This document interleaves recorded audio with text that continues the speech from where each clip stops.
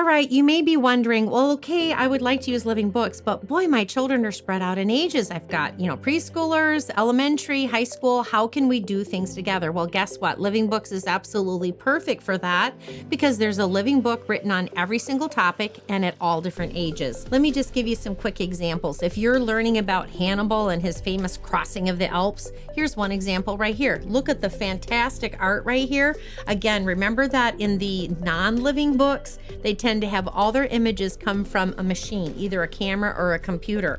But in the older living books that are this golden age of youth literature that we're collecting and sharing here at the library, almost always the images come from a real artist. This is very significant because it allows the artist to share immaterial qualities of the events, the courage or the drama or something else. And so we have some wonderful art right here. And if we open this up, you can see that the reading level that this would be for a student that's learning about Hannibal trying to attack Rome from the backside by getting elephants up and over the Alps. But if you had a high schooler, they could cover the very same topic, but at a level that's very suiting to their level, you see?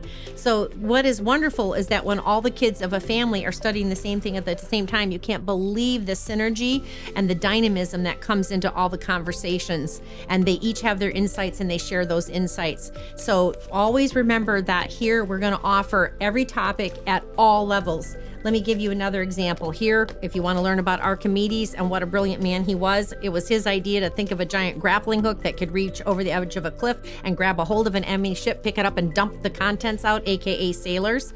So here's an outstanding book about him, including the science principles that he discovered. And so this would be written for older kids, but guess what? If you have a little first grader, you can still read about Archimedes and at the level.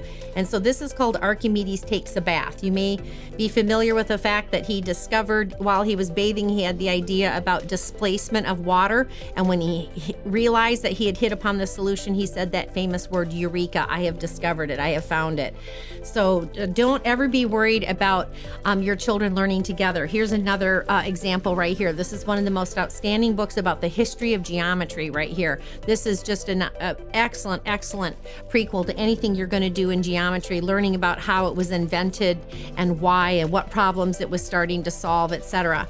But you know what? Even your youngest children can learn about geometry too. Lines, segments, and polygons, for example. This is part of an outstanding series that covers all sorts of geometric principles. So never hesitate to have all of your children working together. And that's our job here, is to help you maximize the collection and to give you assurance that when you walk in the door, you're going to find the resources that you need on every topic and for all ages of your family, the best books that have ever been written that will be so memorable and so inspiring that they will actually elicit a permanent knowing, because our goal is not just to memorize, our goal is to know, to care, and to be stirred up in virtue. Those are the ultimate ideals of education, and there will be a book for that at all ages. So get ready to learn together as a family unit to experience the relational unity that goes with that, and it is absolutely our privilege to help you do that.